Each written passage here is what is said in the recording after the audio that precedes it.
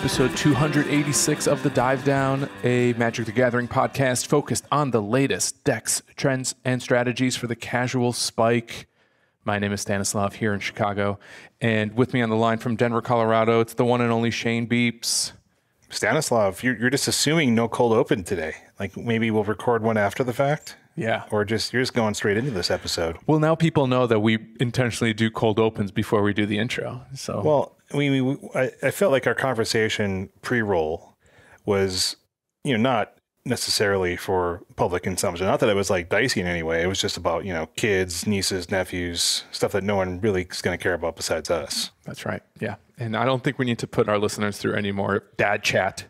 They hear a lot of dad chat, don't they, these days? It's just going to further solidify the generational gap between us and like these millennials and Zoomers that somehow listen to our podcast from aging millennials and really young Xers. Dave and I are on the cusp. We're cuspers. Meaning we're Dune generation. Young Xer, old millennial? Yeah, I think very specifically, in between millennial and Xer. And I think there's been various names concocted for us. The Doom generation, Oregon Trail generation, other video games probably. The Pearl Jam generation. Yeah, I guess, that probably works. The Pearl Jammers of the world. Although I'm sure a lot of Xers love that Eddie Vedder and his Motley Crue. Although Motley Crue is a different band, I think. You're right. It is a different band from Pearl Jam. Stan, I listened to some Iron Maiden, by the way. Oh, I should have made you that playlist. I'm sorry, I forgot. I just listened to random stuff on the internet. It's good.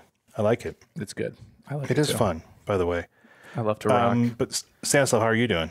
I'm doing okay. I'm warm. I'm in an unfamiliar place, and there's no air circulating in the room that I'm in. So I'm. Oh, no wonder it sounds so good. I'm warm.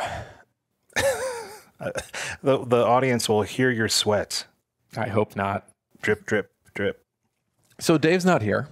No Dave. Devin's not here. No Devin. So just the two of us? We can make it if we try? Not quite. We couldn't make it this time, so we brought in a special guest who we will introduce in a second, but it is Michael Bashara, a.k.a. YungDingo online, who is joining us today to do a deck dive into modern Boros Energy. Perfect. And maybe we'll talk a little Mardu Energy as well as a treat. In Modern Horizons 3 Constructed, which we play now. And, one of the things that I really love about Dingo is that he is also sponsored by our sponsor, Heavy Play. In fact, the Heavy Play crew, Randy et al., recommended Dingo for our episode and the dive down in general. So if Dingo was with us right now, he would also tell you that Heavy Play is a card gaming accessory brand that's going to improve your gameplay and your game day. With their playmats, their deck boxes, and card sleeves, which feature enhanced ergonomics designed for mobility and protection, plus the unique Equip Mag system, which allows you to magnetically attach your dice and deck boxes to your playmat, carry it around in one hand. RCQ season is upon us. I think by the time this episode drops, RCQ season is kicking off. And what better way than to get an invite to Portland, I think RC Portland, if you're in the States, then to put all of your cards, all of your precious Modern Horizon 3 cards into some Heavy Play products. And if you're going to buy Heavy Play for the first time, we've got a promo code for you. If you use promo code TheDiveDown2024, you'll get 10% off your first order at heavyplay.com. That code is TheDiveDown2024. Get into it. And, if you see them, if you're going to any IRL Magic events, they have a very dense second half of the year conference gaming thing attendance. So if you go up to the booth, say hi to the crew, tell them the Dive Down sent you, maybe they'll give you 10%. I don't know. It depends how much they like us at the time. Hopefully a lot. Guarantee nothing. So I mentioned that Dingo's joining us to talk about Boros Energy, and this is, in fact, a classic deck dive. Ooh. We haven't done a deck dive in a while. It's the perfect time because, like I vaguely jokingly said earlier, is, we are in Modern Horizons 3 Constructed. The rotation happened. There's a lot of new modern decks, and honestly, this one is similar to a lot of aggressive creature strategies with a little bit of interaction that we've had in every format we've ever had, probably. But in playing this, I just started playing this, and you've had a lot of games under your belt, Stan. In playing this deck, a few trophies too, dude. Oh my man! I have found that there are different things to think about in this deck, right? Like this is not just spam creatures, go wide, turn card sideways, and win. It can be that. And we'll get into that much more later, I'm sure. But I think what I'm getting at is that this is a deck that, while ostensibly creature aggro, I think is a great candidate for a deck dive. Because I think there's a lot of things to think about. You're going to hear me asking a lot of, how do I use this card in this episode? Because even in just my first few matches, I'm just like, do I play this 2-drop now? Do I play this one? Like, how do I use my energy? Like, there's just a lot of thinking that goes into this that is slightly different than decks you may have played in the past. And we're nothing if not lovers of thinking. Constantly learning, Stan.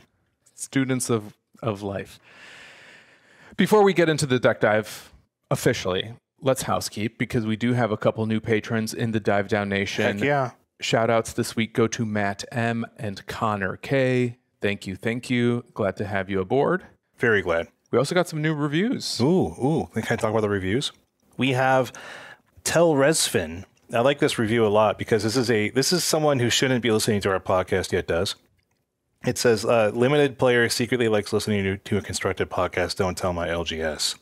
So, yeah, just drafting since 2006, never played constructed and have no plans to, but apparently just likes hearing us talk about modern and constructed. So really appreciate you listening, Tel Redsfin, and Soiled Hobbit.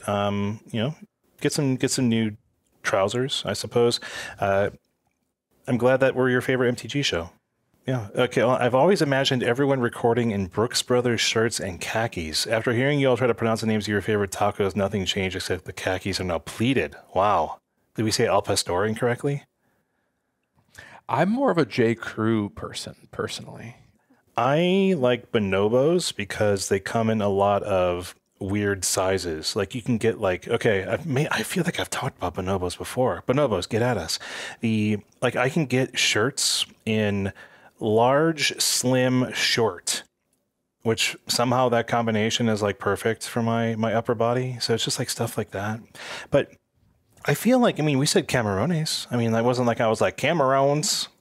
I feel like we talked about the tacos just fine in English, Spanish accents. But that's just me defending myself. Camarones.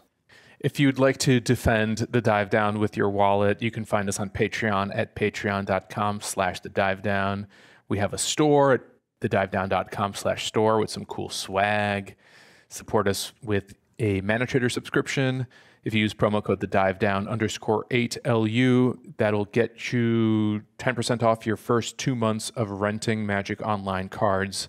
That code is good through the middle of August. If you're listening to this episode later in the summer, perhaps, because maybe it'll be pretty evergreen, just check the show notes on the most recent episode of the Dive Down to find the latest Mana Traders code. Without further ado, let's introduce our guest this week. We do have Michael Bashara, aka YungDingo, online here today. What's up, Dingo? How you doing? Good. How you guys? Thank you for having me on. I know it's been like a little bit of a wild ride to get to this point, but hey, I'm happy to be here. Hey, it wasn't that wild. All we had to do was wait. Yeah, it was quite easy. I was dying a little bit, but it's okay. I'll try my best to keep it all together today. You look very alive, full of life. Yeah, it took me a couple minutes to get that way. That's for sure. It was the Boros Energy. It gave me IRL energy, knowing I could come on and talking about this masterpiece, chef's kiss of a deck. It's something else. I've played against it. I just started playing with it myself like this week to prep for this episode. I know Stan and Dave have put some reps in. I'm more of kind of I'm into the Eldrazi Tron stuff lately, and before I think people were figuring out how to fight. I'm just getting right into the deck, but forgive me. It's like, I played against it. I was scared of it. I played with it myself. I was suddenly less scared of it because I'm bad. So I'm looking forward to you providing some more insight on how to think about and approach this deck for both myself and the listeners out there. Now that you mention it, I had a really interesting experience during my last challenge with the deck. I actually ran into a specific version of Eldrazi in the finals that was playing green-white. And now, what were they splashing white for? Sun Cleanser in the sideboard. Yep, I faced that same deck in my play as well. I was like, oh, that's mean. That's rude. I got decimated by that list. They beat me in the Swiss 2-0, and then I paired back into them during the finals, and it was not particularly close either time. So the Eldrazi decks are, in fact, adapting to the energy decks. Yeah, I'm into it. But let's talk more about you, Dingo. So one, what are you into? What do you do? Why should why do we know your name? Well, what are you into in Magic? I play a lot of Modern. I stream a lot of Modern. I've been streaming for about a little over 2.5 years now. I think total time I've put into streaming Modern is about 5,000 to 6,000 hours. Just in that like 2.5 year span. I'm what a lot of the community would call a grinder, I would think. During the end of last year, they had like a little Modern recap session on Reddit, and apparently I was like the second best overall Modern player according to Magic Online stats. And who's the best? Challenge win rates. It was Zerk, I think, was the best. Okay. Yeah, Zerk. We should get them on. Zerk's crazy. You can go now. All right. See you guys. I hope you have a good episode. I'm no Zerk, that's for sure. But no, Zerk's a Yawgmoth grinder back in 2023. He played a lot of that deck, especially when it was getting good toward the end of that, before Modern Horizons 3 got printed and kind of invalidated Yawgmoth a little bit because our almighty bird overlord has taken over. Best quarter calling deck, that's for sure. No, that's rad. I mean, that's a lot of hours. So if people want to, catch you when you're streaming, what kind of hours do you stream, and like what's your Twitch channel and stuff like that? I usually start streaming over at twitch.tv/YungDingo at about 3 p.m. Pacific, 6 p.m. Eastern every day. Usually stream for maybe 5-6 hours daily. Do a challenge here and there if a challenge is available on that day. I also post all of my VODs that are noteworthy if it's the deck's cool, whatnot, over on my YouTube, youtube.com/@YungDingo. So you can find me there as well for any future VODs. I play music on my stream, and then the musicless version of the VODs are on the YouTube for people that don't like to listen to. We can play our own soundtracks. Yeah, my 8-bit anime music. No, that's awesome. I'm glad to have another, regular streamer, someone who plays a lot of Modern on the podcast for sure. Yeah, definitely got inspired by like Doomwake and Spike and Demonic Tutors. Not that he streams anymore, but yeah, it was just cool like watching them before I started streaming, and then getting into streaming myself made me realize like, oh, this is like really cool to be able to be somebody that people can go to for Modern content and be like, oh, let's see what Dingo's doing today. Let's see what decks Dingo's playing. It's cool. I really enjoy streaming. So. And it's also nice having like a good Modern player stream in the evenings as well. Like Spike and Doom, who I watch a lot, they're daytime streamers, so I'm like multitasking while I'm at work. Dingo I can put on like at night when I'm doing dishes and just need something to occupy my eyes that isn't soap and suds. A lot of people say that they tune into my stream just to fall asleep because they think my voice is one of the more soothing voices of Magic. I have like that Caleb D type voice. Yeah, this is perfect for our podcast, because one of the things that people say in our reviews a lot is just kind of like, oh, they have like their voice is just so easy to listen to, and it's like yours is even better. So this is gonna be perfect. It took a lot of training, that's for sure. I also think this appearance was a long time coming, because we and I have been name dropping YungDingo deck lists for years now. Before it was Boros, it was like Scam and your innovations in Moist Scam once upon a time. There's just been like so many decks along the way. Oh yeah, I subscribed to your Patreon for like a few months, I think, for sure. Back when like Scam was the thing, and you had like big guides and stuff like 75-page PDFs and stuff like that, right? So that entire Scam PDF ended up at 188 pages by the end. I stopped right when they banned Grief. Or sorry, they banned Fury. They didn't ban Grief. They should Yeah. have banned Grief, but Fury took the bullet instead. That's a shame. I miss Fury. I wish it would come back. I'm not gonna lie.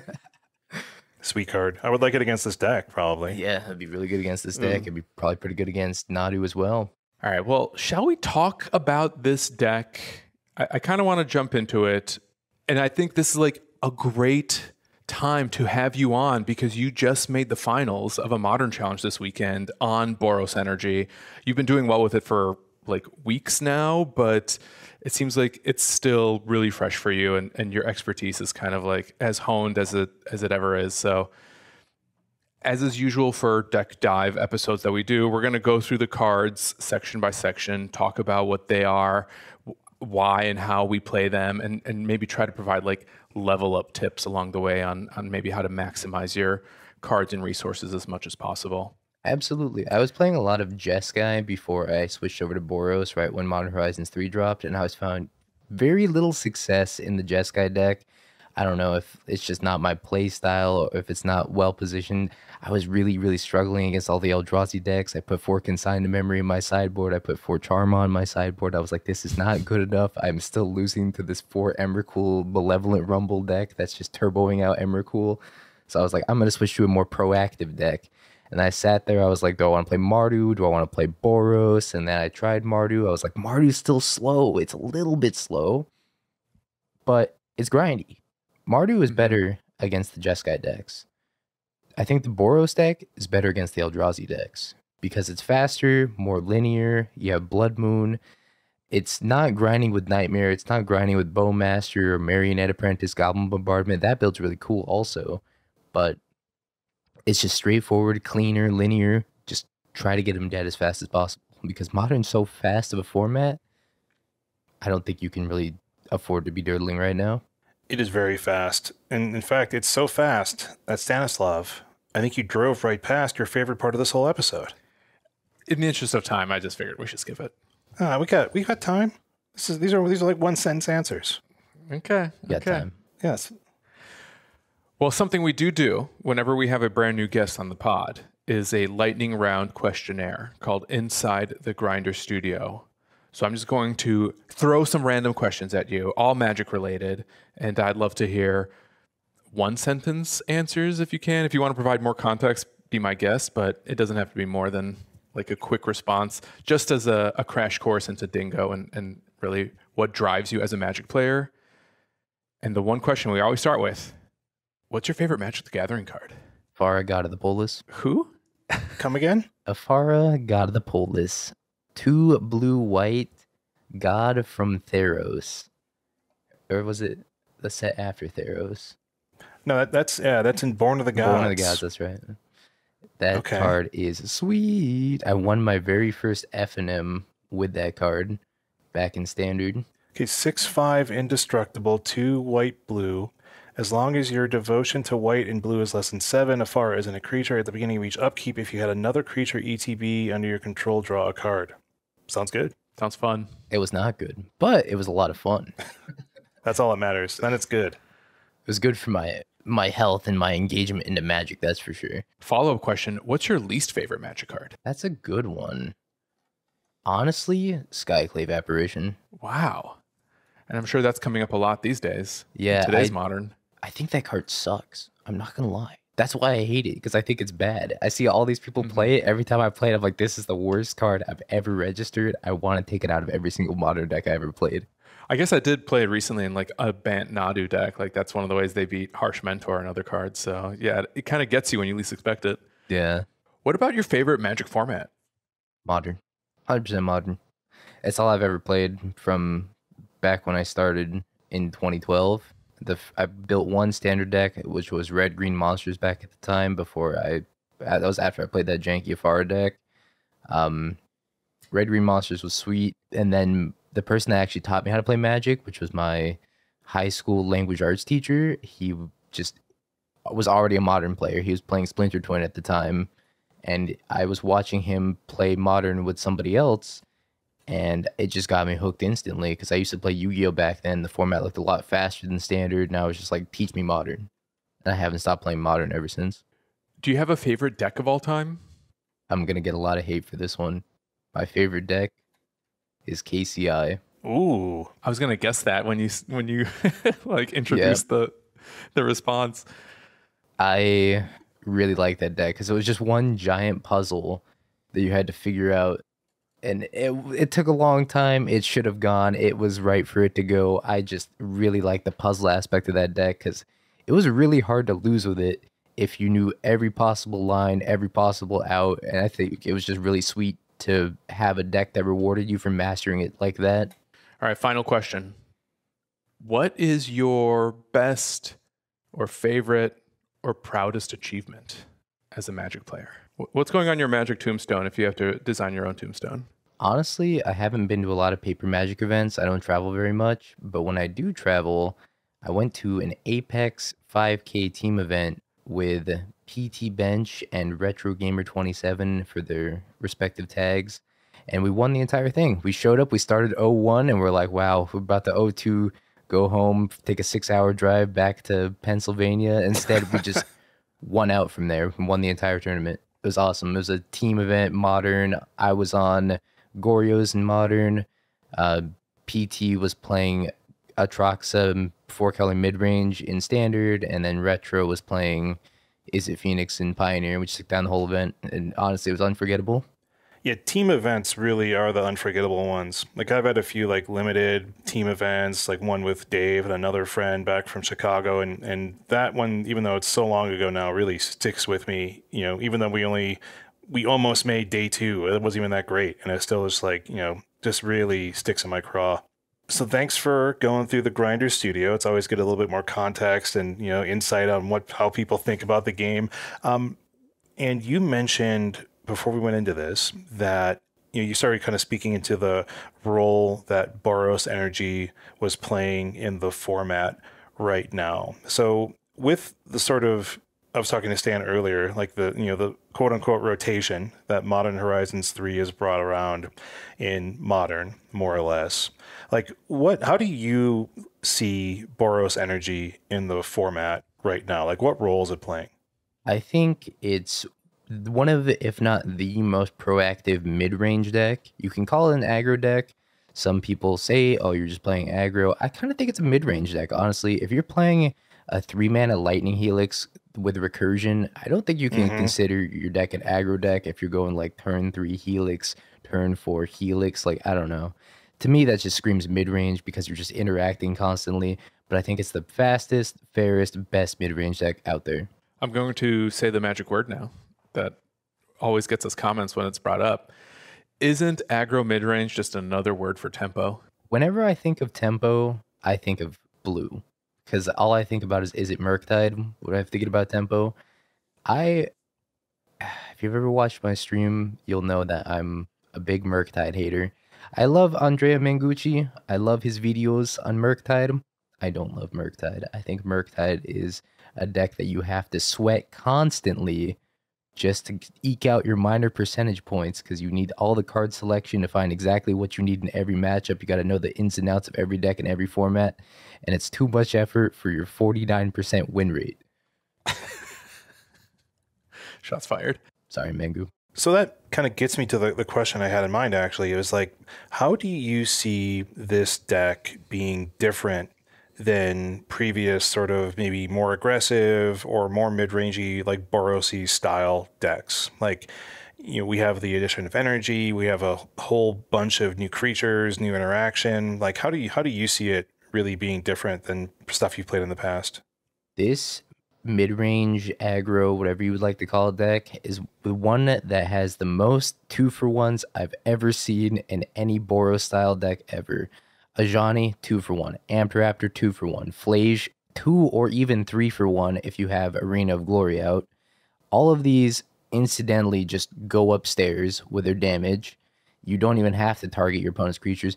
But honestly, a lot of them can just be interactive. Ajani, if you flip it, you have a red permanent, you can dome your opponent's creature, take it off the board. Flage takes your opponent's creatures off the board. Static Prison is one of the best removal spells for 1 mana I think has ever been printed ever, just because it's any permanent. It's good against the Eldrazi decks if they, like, I don't know, play a talisman. You're just like, I need to slow you down for a little bit.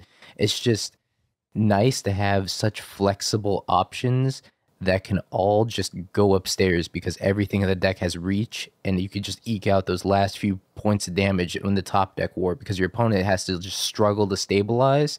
Once they stabilize, they're at a low life total, and you're just like, all right, I'm going to rip my Flash, I'm going to rip my Lightning Bolt, my Bone Crusher Giant, my Ajani, whatever just goes upstairs and ends the game.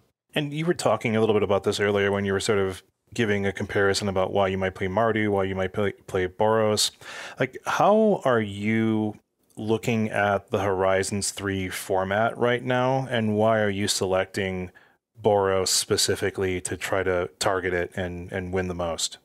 I think that Boros has the advantage over Mardu in a couple places because I think it's better against the Eldrazi decks, like I mentioned earlier, because it's faster and you get to play main deck Blood Moon. Now, albeit Blood Moon is in a weird spot because some of the Eldrazi decks, like the Rumble +4 Emrakul the Promised End deck, it plays Blood Moon of its own in the sideboard. So that deck is very immune to Blood Moon. But I also think the threats in Boros, it's got more 1-drops. I play Ragavan. Not a lot of people like Ragavan right now. I think you absolutely have to play it in this deck because it's the only way you're going to win game 1 against Storm or Eldrazi consistently. I think this is the perfect transition into the first section of cards, which is the 1-drops. And I'm happy to start with Ragavan because when I was looking at the deck that you reached the finals with this weekend, we're basically like me playing this deck for weeks now. Like we basically reached the same place with it, and maybe like I pulled it from someone else who's done well with it, but like I'm on the 4 Ragavan build as well with 22 lands, etc. Our sideboards might be slightly different, but setting that aside, like I feel like Ragavan is really important to the deck, especially when you're playing main deck Blood Moons. I see some people, like Bamsing, for instance, do really well with the deck, keeping Blood Moons in, still cutting the Ragavans. Do you think Ragavan is like the best turn 1 spell in the deck because of what it allows you to do against Storm specifically or some other decks? Or are you seeing Ragavan as just like a great red 1-drop in a Boros deck, especially because it lets you ramp, but it also just kind of like earns its place on value? The turn 2 Blood Moon is obviously very high upside, but if you have a hand that's Ragavan, Guide of Souls, and Ocelot Pride, and you're sitting there wondering, which of these 1-drops do I play first? It's never the Ocelot. It's probably the Ragavan most of the time. Why is it the Ragavan? Because you can go turn 1 Ragavan, they have to answer it immediately. If they pass back to you and you still have Guide of Souls Ocelot, you get to go Guide of Souls Ocelot in the same turn, make a token instantly. So, with that in mind, Ragavan is pretty much always your turn 1 1-drop of choice. And then turn 2, if you have Guide of Souls Ocelot, you start making tons of permanents. I also enjoy that Ragavan, if you have an Ocelot with the City's Blessing and you connect and make a treasure token, you get another treasure token. Yeah, I had this happen last night when I was playing, and I was like, wait a second, Ocelot Pride doesn't just it makes 2 tokens. It's each token that was created this turn get created at end step. And that was wild. I was just like, holy smokes, this is a lot of advantage. There's one thing I do want to add about the Mardu version, specifically on Magic Online, because when I was testing a lot of the Mardu version, it plays Ob Nixilis, and if you Ob Nixilis make a copy and you have an Ocelot Pride of the City's Blessing, currently it's supposed to make a copy of the Ob Nixilis. On Magic Online, it is bugged and doesn't, so I can't say I've given like a fair shot at the Mardu deck because it's not at full power on Magic Online. So that was also a little bit of a reason why I'm playing Boros. It doesn't come up all that often, but it's kind of sad to not be able to play the deck at 100% full power currently. Yeah, that'd be wild. I didn't think about that. Yeah, I mean, when I played with your list as well. In fact, though, I think I remember you saying something like you missed the 3rd Blood Moon, so I just went up to 3 Blood Moons because I do love playing Blood Moon. And I think maybe was there 4 Ragavans and I went down to 3 or something like that just to like do the legendary creature thing. I don't remember exactly what I did. Anyway, but like in playing this deck, like there's a few pieces that feel like they're on plan, but not necessarily like part of the energy plan. And I'm curious, like, why do you think people would not want to play Ragavan in a deck like this? Like, what are they playing over it? Like, what are the options here? Like, you might not see it as a flex spot, but if others do, like, why would they be shaving this card?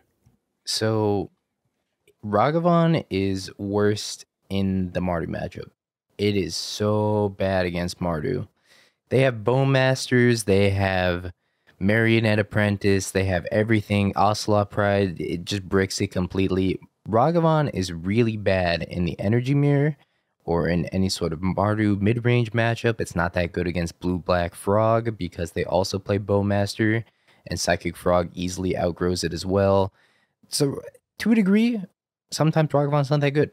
But I think it's really, as a Boros deck, you have no way of interacting with the combo decks or the big mana decks outside of Blood Moon. So you have to go aggressive against those decks game 1. Game 2 and 3, when you can bring in some of your more important interactions, Ragavan becomes a lot less important. And that's why Ragavan's my most sided out card with this deck, period. I just sided out in a lot of matchups, but a lot of people have been playing for Static Prison over the Ragavans because it's such a flexible removal spell. But my issue with playing that is then you get a hands full of Lightning Bolts and Static Prisons. If your opening hand has like 2 Lightning Bolts, a Static Prison, and some lands, you really can't keep that because you're not getting off the ground. You're not applying pressure with that hand, and you're being too reactive. And this deck isn't reactive enough to warrant a hand like that. I want to talk about the other one drops at least a little bit, especially Guide of Souls, because I see Guide as like one of the chambers at the heart of this deck. And it's really hard for me to imagine this deck like existing or at least functioning as efficiently as it does if Guide of Souls did not exist. Since it like serves this dual role of both being like maybe the deck's best energy generator, also being like a great energy payoff and making your like cheap creatures into really great threats with the 3 energy ability. Because of that triggered ability especially, I'm frequently picking it as my favorite turn 1 play over Ragavan in the specific scenario where like I don't have a better turn 2 play than to maybe dash Ragavan, just so that I can start like accruing energy over the long haul. Do you think I'm doing it wrong or maybe even like over evaluating Guide in that scenario? I think it depends. If you're on the draw and you have a Guide of Souls and a Ragavan in your hand, I'd probably deploy the Guide of Souls as well. It depends on if you know the matchup. If you see any sort of black source over there, I'm deploying the Guide of Souls before the Ragavan. I'm not trying to get Bowmastered on turn 2. It brings me back to the days of people who were going Ren 6 ping your Ragavan, and you're just miserable and just you can never win that game. But Guide of Souls is the best one drop in the deck, hands down. Ocelot Pride is a close second. Ragavan is the worst of the 3 1-drops, but Ragavan I think is also just as important as the other 2 when it comes to matchups in the dark, being on the play. Just if I'm on the play, I'm always going to 1 Ragavan. I'm just like, answer it, even if they have discharge for it and they get 2 energy. Well, if they discharge Ocelot, they also get 2 energy. If they discharge Guide of Souls, they get 1, but Guide of Souls is the card I want to keep alive the longest, and I think it's the most important there. Honestly, Guide of Souls plus Ocelot Pride unchecked, that's Splinter Twin. You're just going to go so wide that your opponent's never going to be able to beat it unless they have some All Is Dust, Mega Sweeper, something like that. They have to interact with that combo. And then I also like to call, I don't want to skip ahead to the 2 drops just yet, but another Splinter Twin combo in the deck is Amped Raptor to Ajani. If you ever hit that on turn 2, you feel like you can't lose the game. All right, let's get to the 2 drops as quickly as possible. Before we get there, we have to talk about Ocelot because it's not really an energy card. It just plays great with Guide of Souls and Ajani. And like, I almost wonder if it's actually the best aggressive 1-drop in Modern right now. Is it aggressive? I mean, it has First Strike. It has First Strikes and makes a ton of bodies. Like, I mean, seems pretty aggressive to me. I mean, this is where I agree with what Dingo was saying earlier, right? Which is like, I see Ocelot Pride as like your sort of go wide, more mid-rangey type card, right? Like, this is the card, like, when it goes unchecked, right, can just take over any mid-range mirror. because you can just go wider and just start building such a crazy board, and then you can go over the top when with Guide of Souls and all the energy that you've had built up with it, and maybe white one drop, like I don't know if it's better than like Ragavan or something like that for like an aggressive one drop, but I just feel like Ocelot is honestly kind of a combo piece in this deck. It combos in the sense that once you hit one Ocelot with City's Blessing, it's not very hard to hit City's Blessing in this deck because every creature is making one or two creatures, like Amped Raptor into Ajani, that's 3 creatures on the table on turn 2, and you get your permanents built up very quickly. But Ocelot Pride, when you have City's Blessing, 1 Ocelot's 2 cats, 2 Ocelots is 6 cats, 3 Ocelots is 14 cats at the end step. Like, it's a combo card. It's exponential. It just keeps going up and up and up, and then as soon as you flip your Ajani, guess what? You dome him upstairs for 16 points of damage out of nowhere, even if you can't attack. Yeah, that's... it's funny, like, in our spoiler episodes, or we did a full set review for MH3 besides like the limited stuff, right? And for Ocelot Pride, I was like, people are high on this card. It seems pretty good to me. I feel like City's Blessing is like trinket text. And then as soon as I played against this deck, I was like, oh, no. This is very legitimate and very good, like, to have on this card.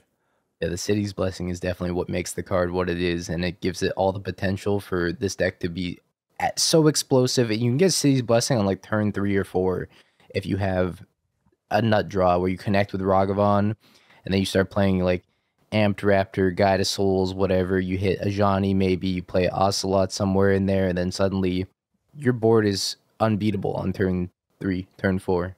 And then your opponent has to draw a sweeper. That's why Wrath of the Skies is so good against you. And that's why we're going to talk about Sun Cleanser a lot when we get to it. All right, let's get to the 2 drops. Ajani, good card. Does a lot. It makes it hard for opponents to attack you. It can establish like a win condition by itself if it's flipped and your 0 ability is online and lets you burn opponents out. Frequently giving you 2-for-1s if he's not spell snared on the way down. Insane follow-up to the turn 1 Guide of Souls. You mentioned like it's insane if you Raptor into it as well. Like, for me, it's almost a question of how am I flipping him as quickly as possible? And like, how often are you like pointing your own removal spells just to flip him? Because I think that's when Ajani really shines, even though the front half is like just insanely powerful on its own. Ajani gives you 2 very nice pieces of hidden text on your cards. One of them is cats can't be blocked, because as soon as you play an Ajani, you could just start punching in with your cat tokens, every single one, the Ocelot Pride 2, whatever, just start getting in, because a lot of the times if your opponent blocks one, kills a cat, and flips your Ajani, you're going to gain a massive advantage if you have any sort of red permanent on the table, which is also a nice part about playing Ragavan. It's an extra red permanent. I forgot to mention that earlier, but it's just an extra red permanent, so if you flip your Ajani early on, it's super nice.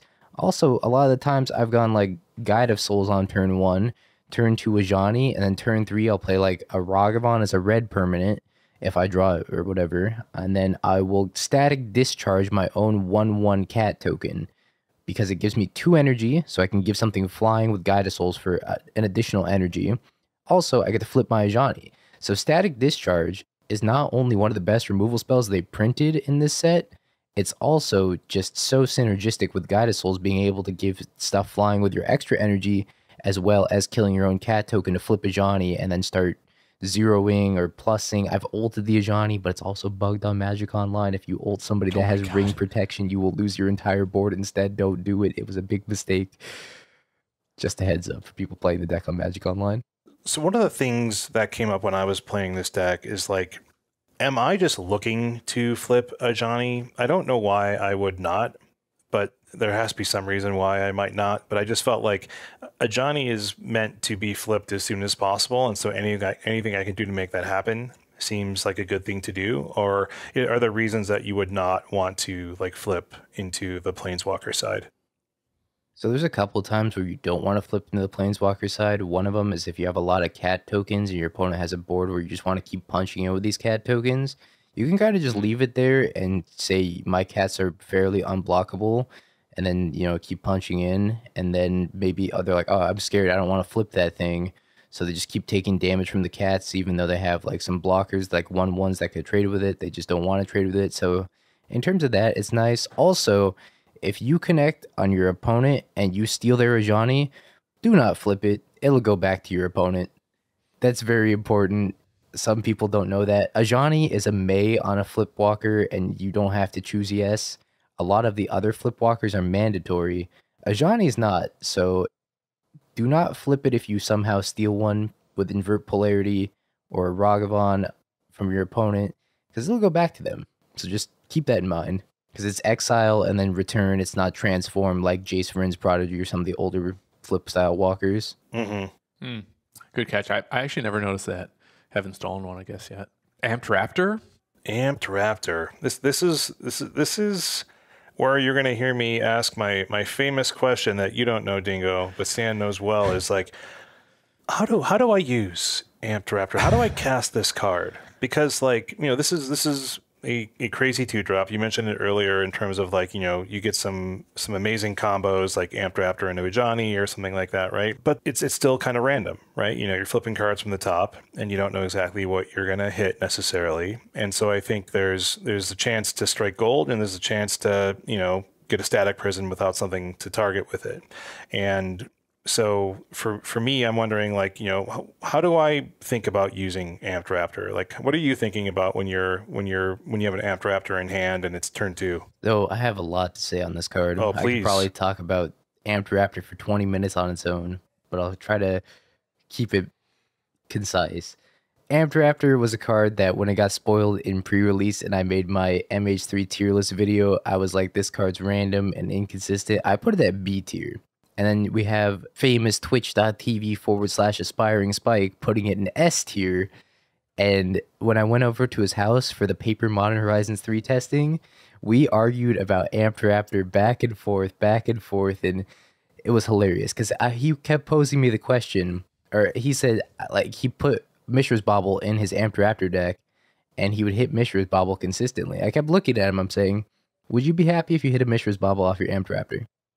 I don't want to pose that question to you guys. Would you be happy if you hit a Mishra's Bobble off your Amped Raptor? I mean, I do like cards that are they're creating energy, they're providing an aggressive creature, a somewhat aggressive creature on the board and giving me a card advantage, drawing me through my deck. So would I be happy? I mean, the floor is okay there, right? Like the floor is fine. Yeah, I don't see why not. You get to keep the energy. It guarantees a 2-for-1 because you're drawing off the Mishra's Bobble. You're possibly getting some information from your opponent. I'm assuming if you're playing Mishra's Bobble, like Spike was probably doing Unholy Heat or some other Delirium stuff, Goyf, whatever. So I assume yes, though I guess the consensus is we don't need Bobble since no one's playing it in the energy decks. But I also feel like when you posed the question, you had an answer in mind. Yes. So for me, I said no. Spike said yes. But no is as bad as the card's going to get. That's the floor of Amped Raptor most of the time. In this deck, because we're playing 3-drops, it becomes a little bit different because there's a little bit of, not tension per se, but sequencing that you have to do with your Amped Raptor. Because most of the time, 99% of this time, I'm not playing Amped Raptor on turn 2. Unless I have Aether Hub as my second land, because then you're going to get that third energy, and then you tap a red, you tap your Aether Hub for colorless, you play your Amped Raptor, boom, you can hit a 3-drop. You can hit your Flage, you can hit your Blood Moon, your Fable, whatever you need. But I am very, very, very rarely going to run out Amped Raptor on turn 2 into an empty board, because if you hit that Static Prison, you're going to be sad. If you hit the Discharge that's +2 energy, that's fine, because you're going to cast it, target your own Amped Raptor. You don't pay any energy because you don't want to kill it. You gain 3 energy. It's okay on an empty board. Sometimes you got to gamble if you have nothing else and you're falling behind. But most of the time, I'm just sitting on this card. I kind of treat it like a 3-drop to a degree. I'm just like, I'll save you for when I need you. You're like my last play. I'm throwing out everything else before this. Yeah, it took me a while for that to click. The synergy between Raptor and Discharge or Static Prison, where if you have nothing to tag when you cascade into those cards, you still cast them because you can go up on energy, but it doesn't feel as good. You still kind of want to have something to like pay off that energy with.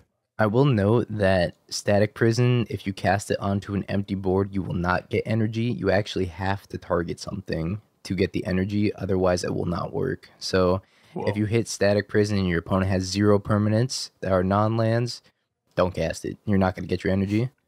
It's part of the targeting clause. I kind of noticed that about the when an opponent did have a Sun Cleanser out, right? Going back to a card you mentioned earlier, and I was like, if I cast this and it targets them, it looks like that happens before the energy gets generated. So that seemed like a way to get rid of the Sun Cleanser and then still get the energy for keeping it online next turn, right? That is correct. That's why I actually have 2 additional copies of Static Prison in my sideboard, because that is your best answer to Sun Cleanser. Sun Cleanser is a hell of a card against the energy decks, and it's one of the main ways that the Boros deck will beat the Mardu deck is with Sun Cleanser. It's one of the main ways the Boros deck will win the mirror, and it's one of the main ways you're gonna not be swept by Wrath of the Skies against Jeskai. So I'm bringing in this the kind of mopey 1/4 against this control deck, but it actually serves a way better purpose than being like a mopey 1/4, because it turns off their discharges, it turns off Tune. Well, it doesn't really turn off Tune, but you'll never get the energy from Tune the narrative, and Wrath of the Skies becomes useless. And Wrath of the Skies on turn 2 off of a turn 1 Tune is kind of like lights out for Boros. So you really have to hedge against this sweeper, and even Goryo's Vengeance is a deck that I'll bring in the Sun Cleansers against, because they board 2 or 3 copies of Wrath of the Skies, and it's just such a powerful sweeper against you that you have to board in Sun Cleanser reactively. I didn't realize that Goryo's was playing it too. That's scary. The last thing I want to say about Raptor, a couple, just because like you mentioned lessons learned playing it, and how like cascading into Static Prison can be risky. I also found out while playing against an Eldrazi mid-range deck that Trinosphere or really any other tax effects go on top of the mana replacement of paying with energy counters. So like you can sometimes non-boat with the Raptor if there's a Trinosphere out. You can't just pay the energy, you have to pay the extra 3 mana, which is a little scary. And also, like, this is a Fable of the Mirror Breaker deck. If you flip into Reflection of Kiki and you copy a Raptor, you do produce the energy, but you're not cascading anymore. And I think that's something that, like, is good to know. Still probably a good copy target because it has first strike, you're making energy, but don't expect to, like, go really nuts with that. Yeah, so if we wanted to get into Fable and Reflection, there's a lot to talk about there too, because there's a lot of cool synergies that can happen with Reflection, because Reflection makes tokens, and you know what loves copying tokens? Ocelot Pride.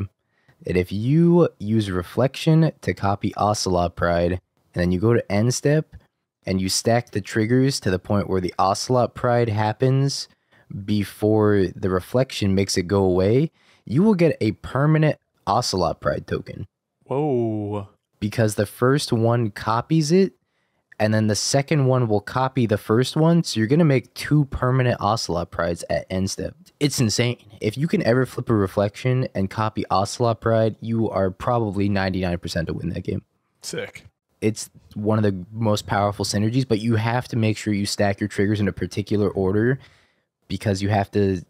So let's say you have 1 in the Reflection in City's Blessing. You copy 1, you gain a life. Wonderful. You go to end step. The Fable one has to resolve last. So you put it on the stack first. And then you have to put the one that you didn't make a copy of first. So you stack it last. So the one you didn't make a copy of makes a copy of the copy. The copy sees that it made a copy of the copy, and then it makes 2 more copies. So you're going to end up with 3 permanent Ocelot Prides. This is why people love Magic. It's complex. It's one of the coolest interactions I've seen. But aside from Ocelot Pride, Reflection, copying Guide of Souls is very powerful. You know, you make a ton of energy very quickly that way, and then you can use the activated ability, or sorry, the triggered ability of both Ocelot Prides, dump 6 energy, give 2 things flying. Pretty powerful. Copying an Ajani token can come up sometimes. You copy your Goblin Shaman. Goblin Shaman makes treasures. Ocelot Pride doubles treasures. This is a very synergistic mid-range deck, and I think it's why I keep going back to it and wanting to play it over and over and over because it's so much fun just to create these explosive board states as fast as possible. Well, one more question I want to ask about 2-drops. Unstable Amulet. You've been cutting it. I've been cutting it. I feel like most Boros players have been cutting it. There's still a couple holdouts in results. Like, I feel like this card has just gotten too slow and is not as consistent producing 2-for-1s as you might expect, or at least it felt at first. Do you see this card maybe coming back if we become less of a Blood Moon deck, or where are you at on Amulet in general? I think it's important to analyze what the rest of the decks are doing when evaluating if you want to play Amulet, because two of the things that Amulet really struggles against, Wrath of the Skies, because you're only going to get like one card out of it before it gets Wrath.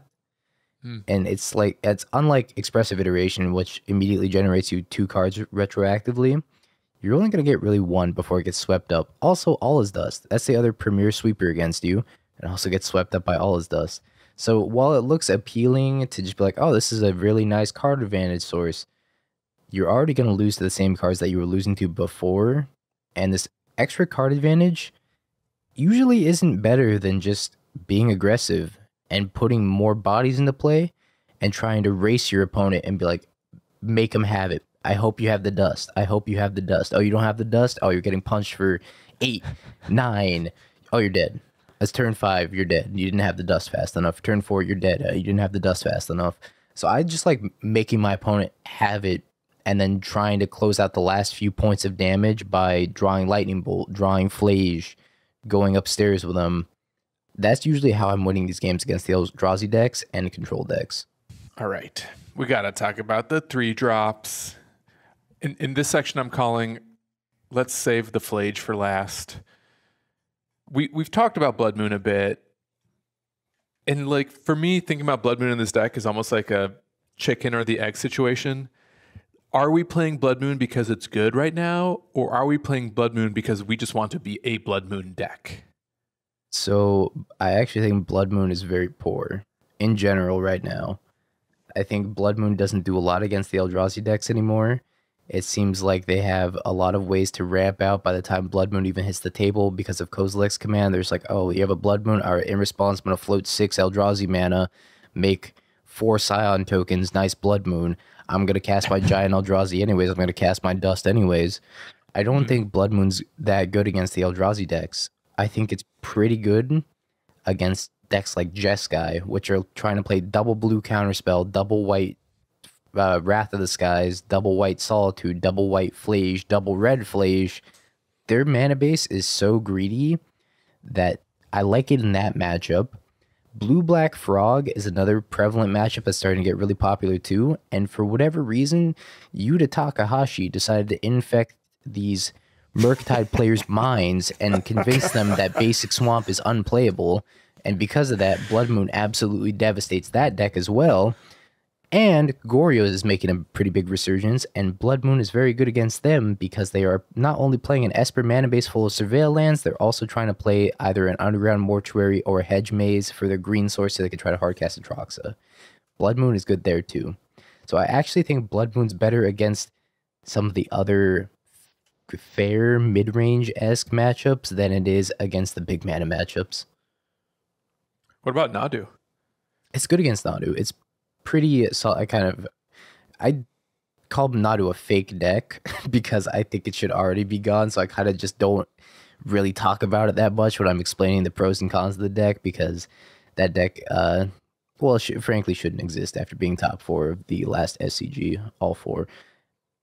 It's really good against Nadu, though, because they have Urza Saga, they have the Lush Portico, they have Hedge Maze. They're like trying to surveil to hit their things more consistently. They also need like triple green plus extra for Corticalling.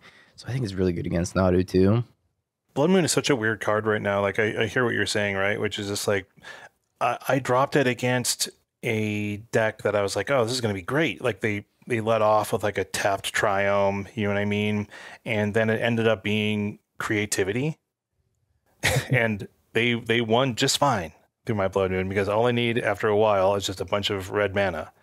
And I had a hard time figuring out how I needed to fight against them with Boros. But yeah, it's like sometimes like you being a Blood Moon deck, like you said, Stan, like can feel so good. Like, winning with like the cheeky turn 3 or turn 2, if you're really lucky, Blood Moon can like feel like, yes, I know I cheesed this win, but I do not care because it's still a win.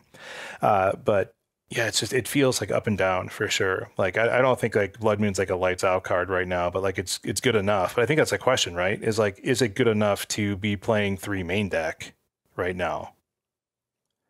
I think it's reasonable at best. I don't think it's like the lights out card that used to be against a lot of these decks, especially even if you play it on turn 2 off of a Ragavan, because these decks have adapted significantly to being able to beat the Blood Moon. It's kind of funny because one of the best decks, perceived anyways, I don't really like this Necro deck, but a lot of people think it's very good. That Necro deck plays so many non-swamp lands in their deck that needs 3 black mana for Necro dominance that sometimes you can just Blood Moon out the mono black deck even. But decks like Warren Soul Trader combo, they're very immune to Blood Moon. Necro, it's pretty immune to Blood Moon overall. It's not great. I think that you board it out more often than not, but it can get them game 1 because they're playing all these MDFCs between the Bogart Trawler, the Fel the Profane. It's weird. I don't think Blood Moon's in a great spot right now, but I think it's a necessary evil against some of these decks. Otherwise, you're just not going to have the opportunity to play a fair 1-for-1 game against them because they're just going over the top of you. Because this deck, I think, struggles with combo decks more than anything else. Like Goryo's, if you don't interact with Goryo's and you just sit at, if you have like spot removal, it's not good against Goryo's, right? So you need to be able to interact on another axis against Goryo's, or they'll just kill you. Even if you put them at like, I don't know, 7 life on turn 3, they can just Goryo's their Atroxas. Suddenly they're back at 14. They have a 7/7 blocker. You could try to Static Prison it. It's not going to be good enough. They have Ephemerate. They have Solitude. They get all their free spells. You have to be able to interact with these decks on a different axis. Otherwise, you're just not going to be able to keep up with them. So I think it's a necessary evil more than anything else right now. And that's why you tweeted you missed having the third one? Yeah. I played against Goryo's. One too many times. So are you saying like it's so ineffective against Eldrazi that you're actually siding it out against them? Against certain builds of Eldrazi, I am siding it out. Like specifically the Eldrazi deck that Caleb Durward brought to the Content Creator Showdown, which had 4 copies of Malevolent Rumble, 4 Ancient Stirrings, 4 Big Mama Emrakul, the 13 mana one, Promised End. That deck does not care about Blood Moon in the slightest.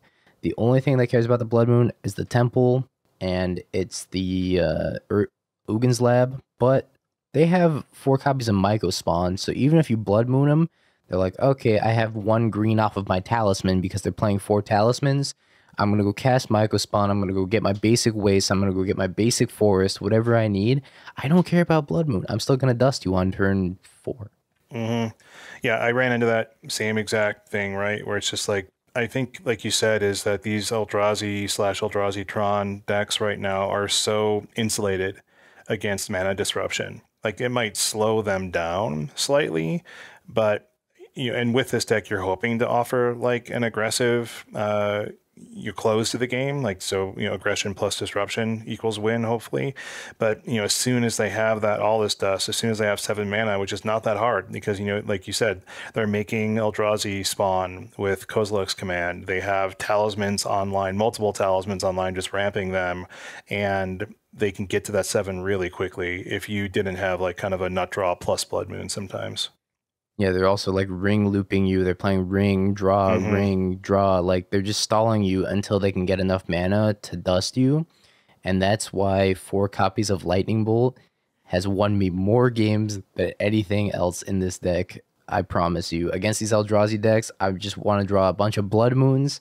A bunch of Lightning Bolts and Flasias. And I just want to sit on them, try to attack as many times as possible, and then just try to bolt them out of the game 3 damage at a time because it feels really hard to build any meaningful board against them, especially when they're playing the Cookbook plus Emrakul version where they discard the Emrakul, they steal your entire board, and you get punished for making a wide board that normally would be good against a lot of other matchups. So you have to like just stick to 1 creature or 2 creatures sometimes against that build and just try to get in as many points of those 2 creatures before you have to just start shooting off these burn spells and hoping for the best. Maybe they take some bring damage here or there, Bone Crusher Giant's been really good against that matchup too, because you can just stomp yourself and then attack through ring. It's tough. I'm not gonna lie. The Eldrazi matchup is brutal, and I think it's even harder for the Mardu deck because they have less tools and more useless cards like Apprentice and Bowmaster. They're not fast enough.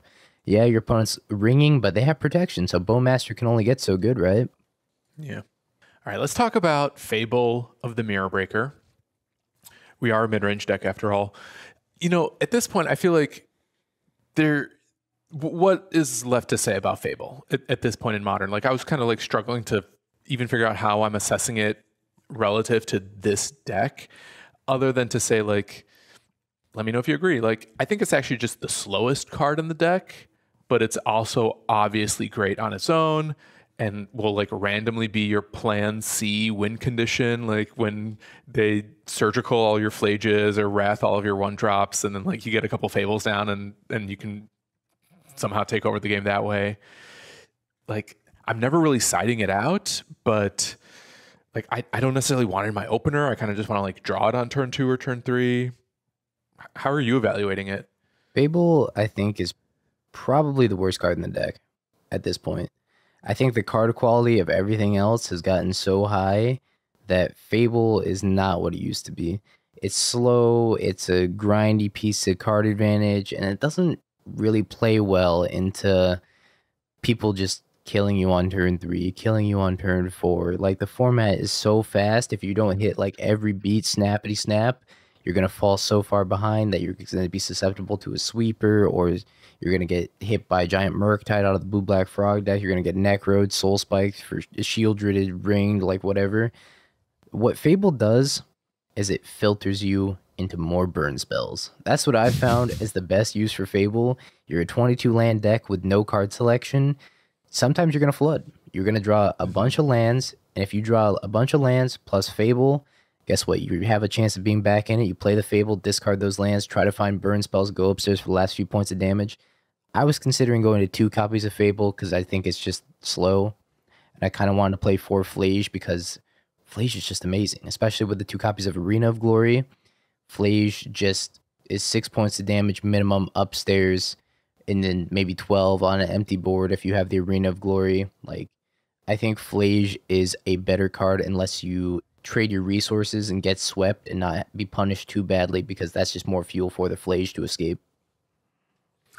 I mean, I'll take it one step further. I actually think Phlage is just the best card in the deck, if not one of the top 3 cards in Modern right now. Like, it does it all.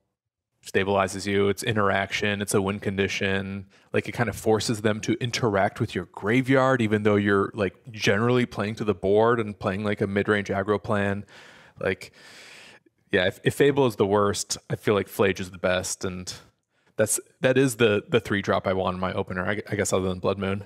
Phlage is the best 3-drop in the deck by far, but sometimes you will get clunked up and you'll draw multiple copies of Phlage, and they are bad.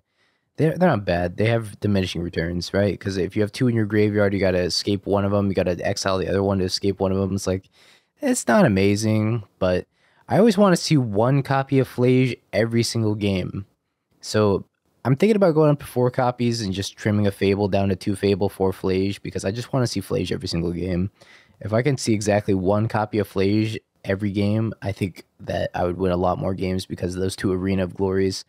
Honestly, the best land in the deck by far because of that haste Phlage combo. It's just so much life swing. It's like, what, an 18-point life swing? Because it's 6 damage from the Phlage, 6 damage off of each Helix in terms of life swing, so 18 damage difference just there, and you can start killing your opponent's creatures with it. Phlage is so versatile, and it's I almost said it was better than Uro. I'm not gonna lie. I kind of think to a degree it could be better than Uro. Yeah, this makes me think, like, I mean, Stan, I think just last week on our episode was just like, is this card just gonna get banned? Because it's, I mean, like, you know, we don't like doing like a lot of ban speculation here and stuff like that, but I like Spiraled because I've been playing this deck a lot, and I've like been lucky enough to farm a couple trophies with it, and I was actually playing Phlage in Rhinos, like after that had its like Twitter moment. And Flage was just winning me so many Rhinos games that I'm just like, this is Uro. Like, you just put it in any deck that can support it, and it kind of wins on its own. And like, did they push it too much? And am I gonna regret spending, $35 on my full art? I also spent $35 a piece on the full art versions of paper, so I hope it doesn't get banned, but I don't know. Yeah. It's Uro, but with the downside of that, it's in the red-white colors, which are obviously a lot weaker than the blue-green colors on average, so it comes with that drawback, but Arena of Glory honestly is the best thing to be doing with it, and if you could Arena of Glory out of Uro, I think Uro would be equally as insane, if not much better on top of that, but it's powerful, no denying that. My last question with Flage. If you go to game 3 and game 2, they surgical or lanterned or like you see some graveyard hate targeting your Flages, are you siding it out, or are you just like accepting that maybe it's a 3-mana lightning helix and we try to build your own win con elsewhere?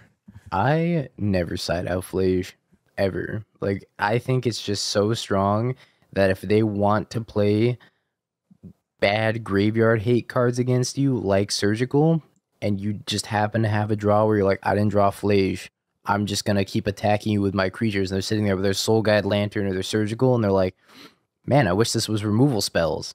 Yep, but removal spells are bad against Flage. So they're just like, they put a lot of dead draws in their deck just so that way they can try to combat something that doesn't even really matter for a long time in the game, because what matters is like your early 1 through 3 turns, and then Flage is like a turn 4+ play where it's like, okay, I'll come back for the last few points of damage.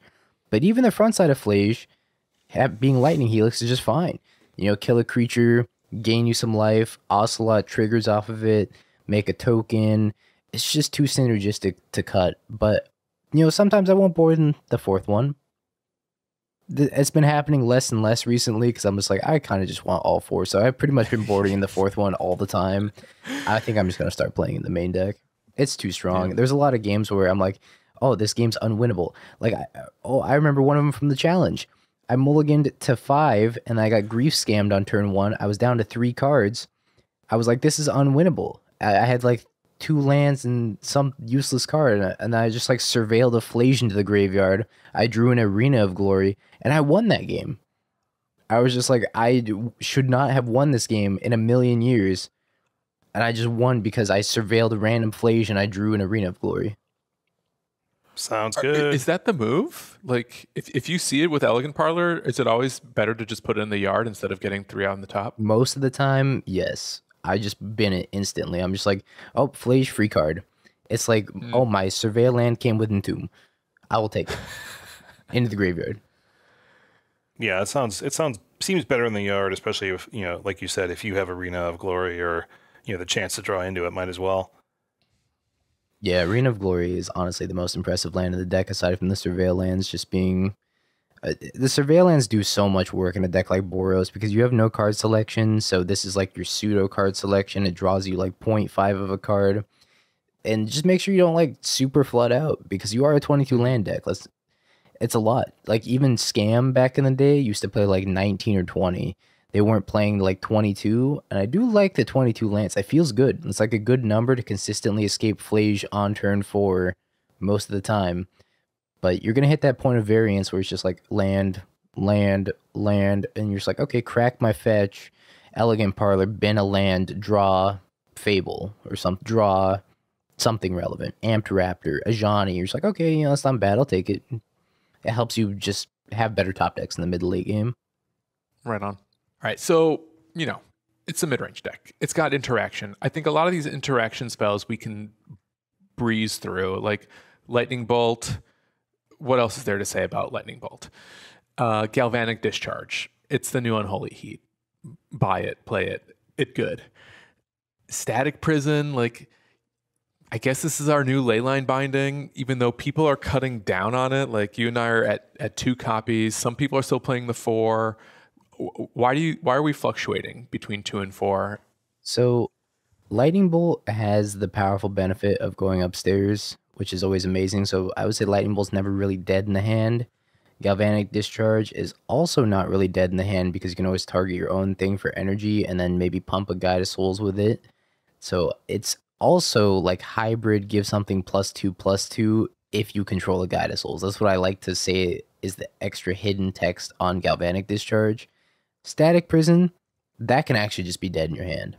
There are times where you just draw Static Prison, you're like, I wish this was a proactive threat. I wish this was something that could deal damage or give me energy or do something that progresses my board, but instead it's a purely reactive card, which can be a little bit tough for this deck to have a lot of copies of sometimes because you can just run out of threats.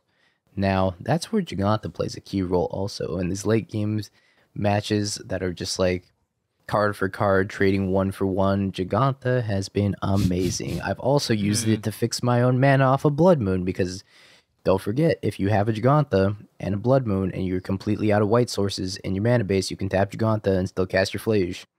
Very important. Does come up more often than you think. But yeah, no, Static Prison's good. It's just it can be really clunky. I tend to board in extra copies post board because you absolutely need them for cards like Sun Cleanser. They're pretty good against Trinisphere game 1 also because it gives you an out to a very problematic card in Trinisphere. So I don't mind playing the 2 copies in the main deck. But it's just mostly for hating hate, I think, is the best use for Static Prison. Yeah, which is why it makes more sense in the sideboard than like for main deck. All right, and then the last interaction that I have here that like occasionally sees main deck play, sometimes it's being relegated to the sideboard now. It's Bone Crusher, and I mean again, correct me if I'm wrong, but I think we're just playing Bone Crusher for Stomp just to get past the ring protection. Yeah, essentially. Yeah, that's like 99% of why you play it. Sometimes I will bring it in against the Mardu matchup because it's just an extra way of killing a Marionette Apprentice, which is pretty important because that's the best card in the matchup along with Goblin Bombardment if they're playing that version. Some of the other Mardu Energy lists aren't playing that, but if they are playing the Marionette Apprentice, I think it's pretty important just to have extra removal spells. It's also a good removal spell against Guide of Souls if you can snipe it before it starts putting energy on itself. Then it's fine there. It's a 2-for-1. It's okay in the mid-range, like the Blue-Black Frog matchup. It's still like fine because it's damage plus body. But most of the reasons in there is for ring protection, so you can get through. Damage can't be prevented. You gotta stomp yourself sometimes. You gotta stomp one of your own creatures sometimes, depending on if you have a creature large enough. But it's just there for getting through ring protection, which is also why I want to mention and talk about a card from Bloomburrow, Sunspire. Yeah, we're talking about this new cat. I was going to ask you about this new cat.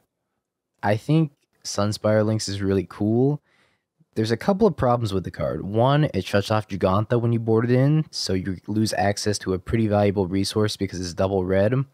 Also, it's a 4-drop, and Amped does not play very well with 4-drops. It's hard to get 4 energy or 2 energy plus the Amped relatively early on in the game, unless you have like Guide of Souls. But if you have Guide of Souls, you're probably already doing pretty well. I think it's a very cool card. I'm going to continue experimenting with it. I played against Aspiring Spike during the Magic Online beta of Bloomburrow, and I played 3 copies of that Sunspine Links in the main deck, and it was okay. He played a ring deck, and he kind of just still was able to beat me by looping the ring, even though I had the Sunspine Links in it, and it was not as good as Stomp or Bone Crusher because it was harder for me to cast. Sometimes I didn't hit 4 lands and I drew it. I think I'm just going to be on Bone Crusher moving forward, unfortunately. As cool as that Lynx is, I think it's going to stay in the magical creature land of Bloomburrow for now before making its way to Modern. When you were talking about Static Prison, one of the things that I ran into was like a game when I was sort of not creating enough energy, and I was spending it wrong. It felt like not enough energy. And so one of the things I wanted to talk about in terms of like actually playing this deck, kind of getting away from the cards themselves, is I feel like the energy sort of creation engine and then the spend economy of the deck feels like one of the more important components of it to me. And it felt like one of the most challenging parts of playing it for me as like a new player, because even though it's called Boros Energy, you're not always endlessly creating it. Like if your Guide of Souls gets taken out, or you have to use your discharges as removal or something like that, right? Like you don't just always have a pile of energy.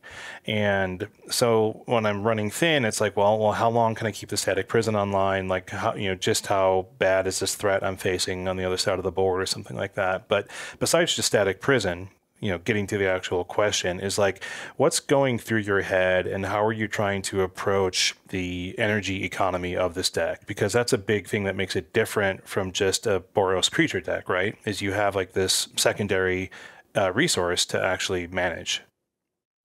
So the energy management's a little bit tricky, I would say, sometimes when you're attacking into a removal heavy deck with Guided Souls, because let's say you have 2 creatures you want to get in with. If they're a bolt deck, you really want to try to put the energy on your Guided Soul so it's an X4. But if they bolt it in response, you're still going to lose your energy because of the way the Guided Souls is templated. You spend the energy and then it happens. So as soon as you declare your target, you got to spend your energy. If they just bolt it in response, you're going to lose your energy still. So with that in mind, maybe you're like, oh, I want to attack with a secondary creature and try to pump that creature because if they bolt that one, I still have my Guided Souls. Or it's a little tricky to manage all that, but it's also why Static Prison is a card that's good when you're ahead on board. Because if you're ahead on board, it doesn't really matter how much energy you have if you can kill them in the next 2 turns or 3 turns, right? Because it adds 2 energy, which means it's going to stay under the prison for 3 turns.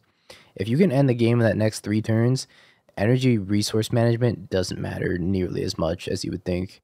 So I would say that as long as you're careful about spot removal versus your Guided Souls, then you're pretty free to just spend as much energy as you want to try to get in damage as long as you don't get blown out by any sort of spot removal. And is that the primary energy spend in the deck, do you think? Like, are you just trying to like accumulate energy throughout the course of the game to like use the Guided Souls like attack trigger? Most of the time, yeah. You also need like a big static discharge against maybe Shieldred or Nadu. You got to save up an energy. Oh, that matchup's something else, I'll tell you. You definitely got to save up at least 1 energy all the time if you have static discharge to try to kill that Nadu. They play a Sylvan Safekeeper first, well, nothing matters because everything's bad against Sylvan Safekeeper plus Nadu. It's a very tricky matchup. I think I've gotten really lucky against it playing the few times I have against Bant Nadu. Harsh Mentor does a lot of work out of the sideboard for sure because they can't equip the Shuko without taking 2 points of damage every single time. Even then, they still have like rings and stuff that are coming in and out of the sideboard so they can kind of stall until they just hit their not so deterministic combo and take 10 minutes off their own clock. But yeah, I don't know. The discharge is kind of tricky. You got to keep in mind what threats your opponent has in the deck and then kind of just store energy accordingly. No, that makes good sense. I mean, you mentioned Nadu. Like, let's talk about the matchups against at least the tier 1 and maybe like some notable tier 2 decks. I feel like Nadu is a little bit of a coin flip, and you really want to be on the play game 1. Yeah, you definitely want to be on the play all the time against Nadu. The big problem with Nadu is that if they can cord for their toolbox things, it doesn't matter if you draw your hate or not because they can. If you draw your Harsh Mentor, they go cord for Volatile Storm Drake, steal your Harsh Mentor. If you find Blood Moon, they can cord for Haywire Might and kill your Blood Moon. If you draw, like, I don't know, like, the main way I've been beating Nadu is by being as aggressive as possible and killing their early mana dorks. So that way they can't have a big cord, and then kind of just crossing my fingers hoping they can't kill me with a Nadu, a Shuko, and an empty board. And then trying to burn them out from the last few points of damage. I try to be really aggressive in that matchup and kill the early mana dorks so that way they have to just cord for something small like a Dryad Arbor sometimes. They have to cord for, a halfling. They can't really cord for these big important silver bullets in the matchup like Storm Drake, like Sun Cleanser, like Nadu itself. Like Encore is another Haymaker that they can just cord for. The card I'm actually worried about the most in that matchup is Sylvan Safekeeper because it just blanks all of your removals so quickly. Oh yeah. And it's such a pain to be able to play against that deck without removal, because you have no hand disruption because you're playing Boros and not Mardu. So I think maybe Mardu is actually a little bit favored in the Bant matchup as opposed to Boros, because you do get access to that hand disruption, and the Goblin Bombardment plus Marionette version can kill their creatures very quickly. They can kill them very quickly. I think that one of the appeals of playing Mardu is actually the Nadu matchup. But like I said, I don't give too much respect to that matchup because I think that Nadu's time is very limited on this earth. So we'll see how things pan out in August. What about Jeskai control? Like, for me, that kind of felt like the absolute worst matchup imaginable, especially because Wrath of the Skies was lights out in so many games. And it wasn't really until like I started bringing in Harsh Mentor against, or not Harsh Mentor, Sun Cleanser against them to like actually shut off Wrath of the Skies, that I felt like you could outgrind them eventually. And again, Flage feels like really important there because it can just outgrind them as well. And then if you can neutralize their Flages somehow, like it almost feels like then they're running out of win cons altogether. Yeah, I've been thinking about playing a couple of copies of Surgical Extraction in the sideboard specifically for the Jeskai matchup, because that is like their only win condition is Flage in their entire deck. And if you take out the win condition from their deck and they're just left with removal, they can't really close the game. They have a couple of subtleties, maybe a Solitude or two. You can deal with those also. That's an alternate win con to the Jeskai matchup. But Jeskai is one of the reasons why I want to start playing Bone Crusher in the main deck, just because of Ring. You could build a huge board, and they ring, they draw a bunch of cards, they untap, they wrath you. It's like, oh, I feel like I'm so far behind. And then they Flage, and they gain life, and then they're out of burn range. It's not an easy matchup. It's not, by any means. I think Sun Cleanser is a very important sideboard card for both the Energy Mirror and Jeskai, because you mentioned Wrath of the Skies is so powerful, Discharge is so powerful. That's their main two removal spells. If you can stick an early Sun Cleanser against them, it can be good. However, these Jeskai lists are starting to adapt. They're starting to play 2 copies of Prismatic Ending and 1 Leyline Binding, at least in Mick Winsauce's list, if you've seen it from the recent challenges. I played against him in a challenge, and he mopped me, because I brought in the Sun Cleanser, and then he was just like, Prismatic Ending, and then wrathed me afterwards, and I was just like, that's tough. It's not easy. It's definitely one of the matchups I'm more scared of than most other decks in the format. What are the matchups you want to see? Blue-Black Frog. Blue-Black Frog Tide is super free for Boros, in my opinion, because everything you have is a 2-for-1, and they're playing like Fatal Push.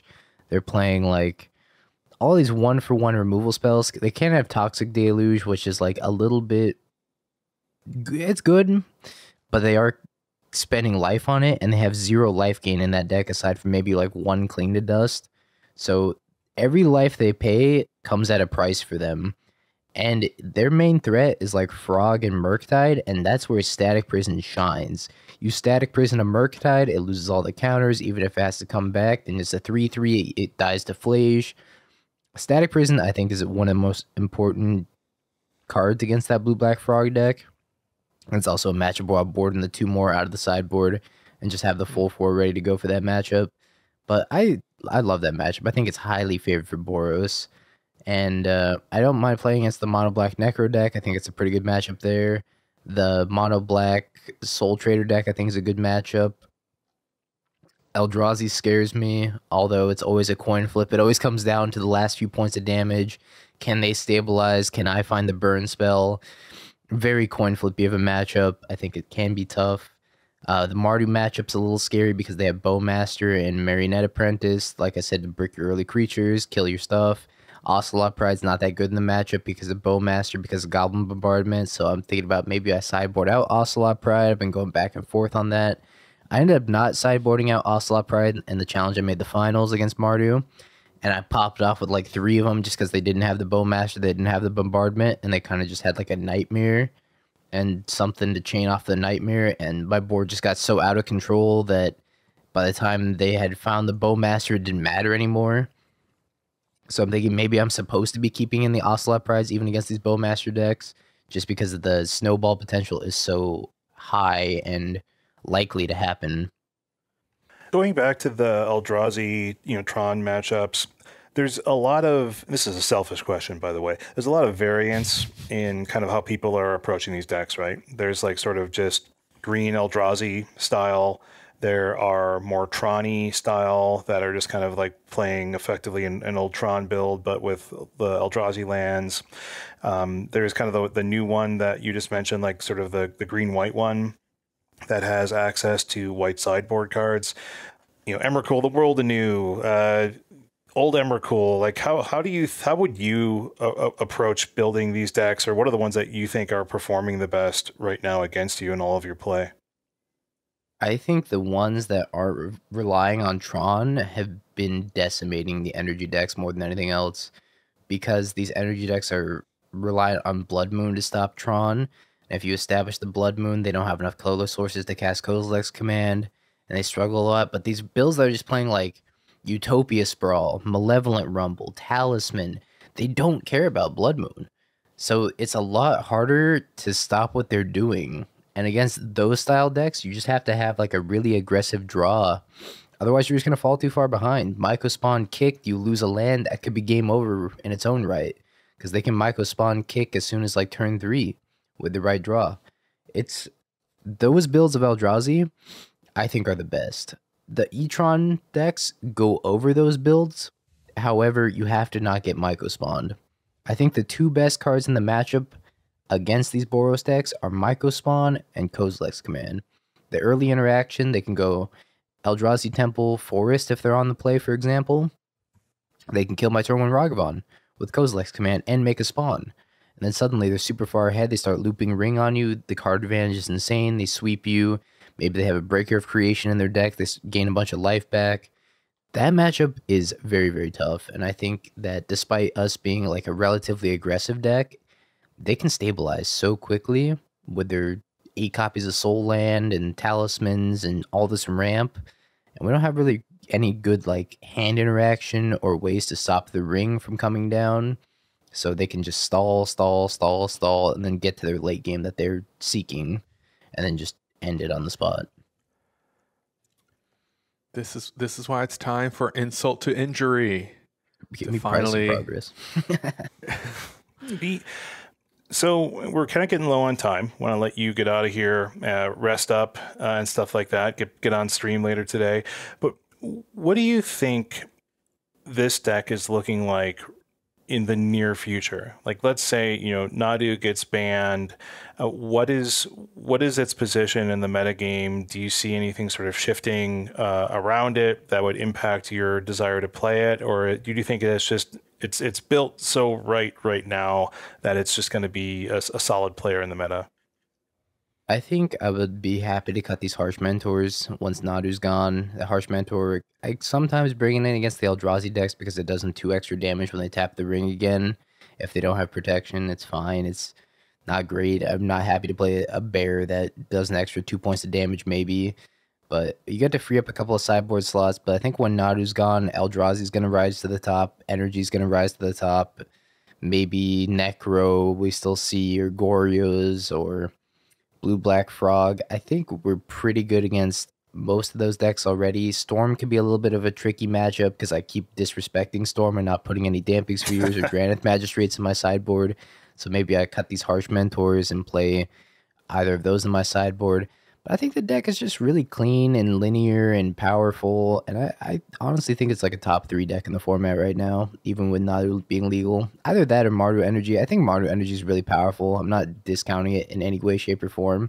In fact, according to the most recent win rate matrix, Mardu actually had a 63% overall win rate, which was higher than Nadu in the given field. Yeah. So kind of crazy. Boros only had a 51% in comparison, but I don't know. I still am a big Boros stan. We'll see if that changes in the future, but for now I'm team good mana, because the Mardu deck can lose its own mana sometimes. Being a 3-color deck with Aether Hub, if you run out of energy, you're like, uh-oh, I now have a colorless land in my 3-color deck, and I'm kind of struggling. Also, the Mardu deck's a little bit weaker to graveyard hate because they're playing Nightmare. So playing at the combination of Nightmare and Flage means that you are much more susceptible to graveyard hate than Boros. Because Boros doesn't need anything else that relies on the graveyard, so graveyard hate's a little bit clunkier to bring in against Boros. The last thing last question before we sign off. I'm hoping you can settle a bet for us. Okay.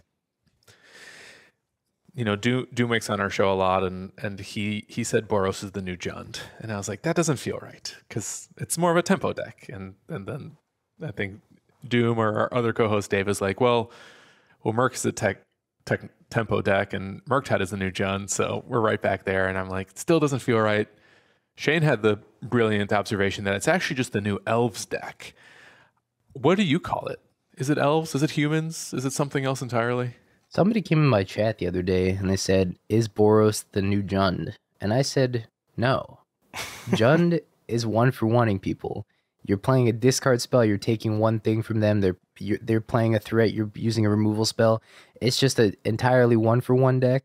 This deck is just about playing 2 for 1s. Ajani, 2 for 1. Amped Raptor, 2 for 1. You're just trying to 2 for 1 deploy as many threats as possible to your opponent. It kind of feels like, I call it scamless scam to a degree, because it kind of just feels like you just get so far ahead on board. It's almost like I grief scam my opponent and then played a turn 2 Dothy and then a turn 3 Fable like I would back in 2 years ago, right? It feels like you just create such an overwhelming board state that your opponent just can't answer it fast enough and you end the game. But it's also a weird mid-range deck because you're kind of just, your cards get you value sometimes. I don't know. I don't know what archetype to really call it. I can't really relate it to any other deck as a 1-to-1. So maybe it's the start of a new type. Boros Energy is the new Boros Energy. Sweet. I love that. Dingo, thank you so much for coming on our show. This was incredible, really eye-opening. I got the deck ready for RCQ season. I'm excited to start jamming it. I think that's going to be true for a lot of modern players. And I also want to plug on your behalf that you are selling sideboard guides for this deck through flexslot.gg. That is correct. I've been putting in a lot of work with this deck, been playing it for about 2 weeks now competitively on many challenges. I think I have played like 6 or 7 challenges and I haven't placed less than top 16 yet. So the deck's been sweet. I have like an incredible win rate with it compared to something like Jeskai, which was, I was really struggling to do well with Jeskai. I think that was maybe just like a player difference where maybe that deck's just not up my alley in terms of play style, whereas I'm more comfortable registering the card Fable the Mirror Breaker as I did in Scam for years. So I think this deck really fits my it goes up my alley, it fits me well, and I'm happy to continue to innovate on the deck and try to get everybody ready for RCQ season and see some cat tokens win, take down some Eldrazi spaghetti monsters. But yeah, thank you guys for having me. It's been a ton of fun to give you some insight about the deck, and I really appreciate you guys taking the time to have me. And remind everyone where they can watch you do your thing and find your content.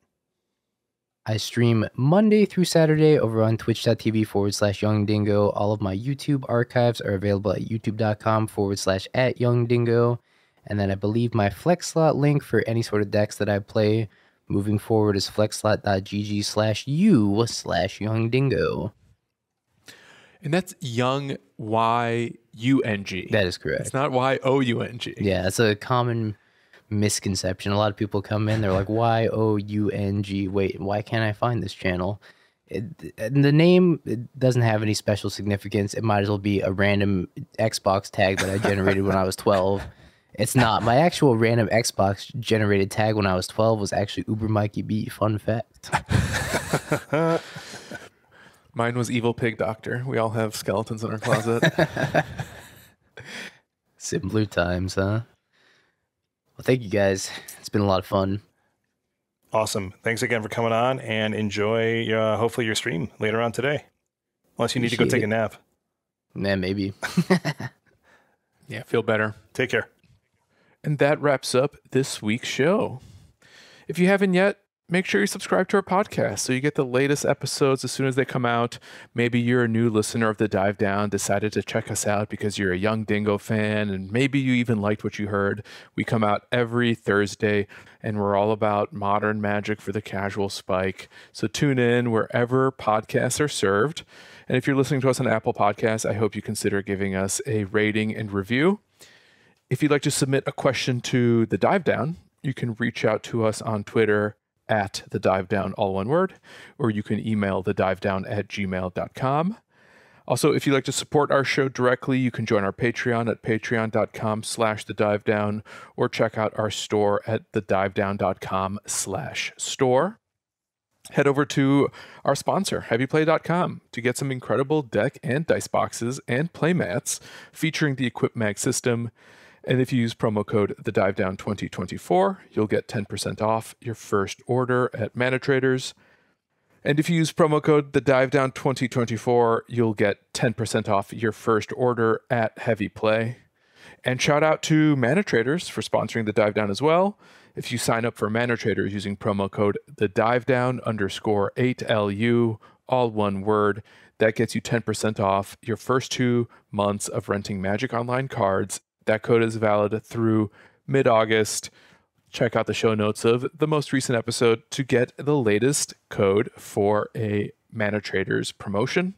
And RCQ season's coming up, so check out our friends at Nerd Rage Gaming. If you use promo code DIVE8, you'll get 8% off your order at NRG. As always, special thanks to the bands Nowhere and Spaceblood for letting us use their music. And until next week, get out there and make some energy!